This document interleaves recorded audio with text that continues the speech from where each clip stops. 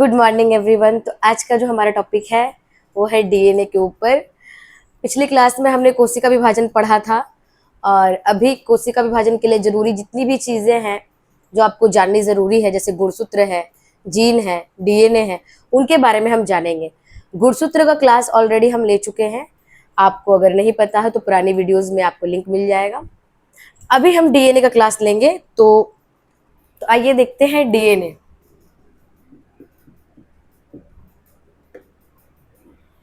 सबसे पहले स्टार्ट करते हैं फुल फॉर्म से। डीएनए का फुल फॉर्म क्या होता है? Deoxy ribo nucleic acid. मैं बोर्ड पे लिख देती हूँ।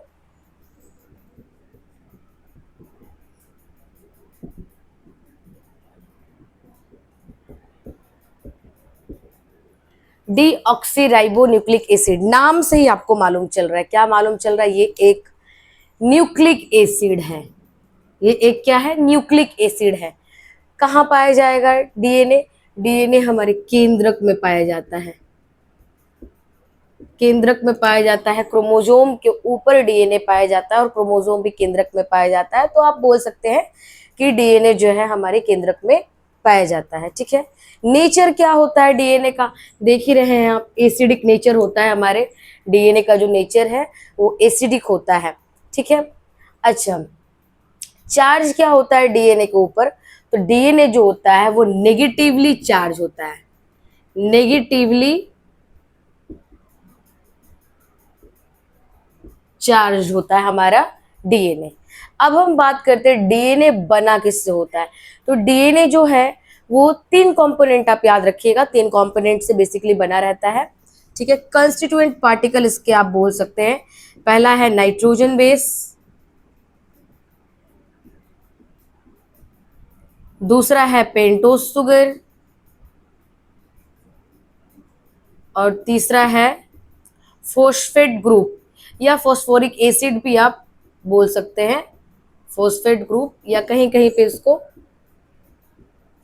फॉस्फोरिक एसिड की जगह पे भी दिया रहता है। ठीक है। जो नाइट्रोजन बेस जो होते हैं, अच्छा, इन तीनों को हम साथ मिला के न्यूक्लियोटाइड भी कहते हैं। न्यूक्लियोटाइड।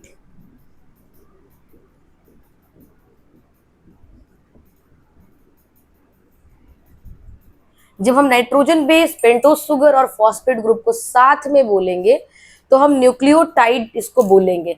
कह सकते हैं हम कि डीएनए जो है वो न्यूक्लियोटाइड से मिलकर बना हुआ है। डीएनए के 3 मुख्य भाग हैं, nitrogen base, pentose sugar, phosphate group. ये 3 मुख्य भाग है हमारे डीएनए के अंदर। नाइट्रोजन बेस जो होते हैं वो 2 प्रकार के होते हैं। कौन कौन सा जी? प्यूरिन और पिरिमिडिन।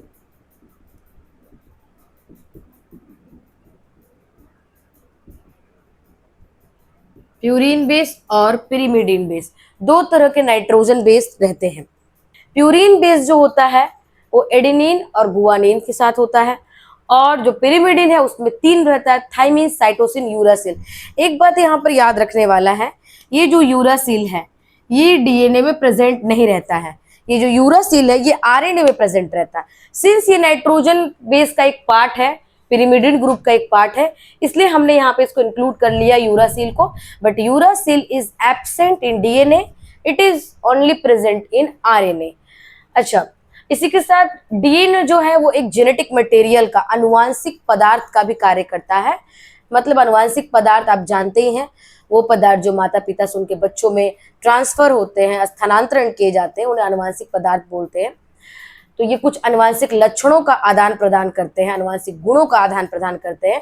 तो डीएनए जो है वो अनुवांशिक लक्षणों का वाहक बोल सकते हैं, या अनुवांशिक पदार्थ के रूप में कार्य करता है, या एक अनुवांशिक पदार्थ है, ये हम इसको बोल सकते हैं। इसी के साथ हमारा डीएनए का टॉपिक खत्म होता है। अगले क्लास में हम लोग डीएनए का जो डबल हेलिक्स मॉडल है, given by Watson and Crick, उसको डिस्कस करेंगे।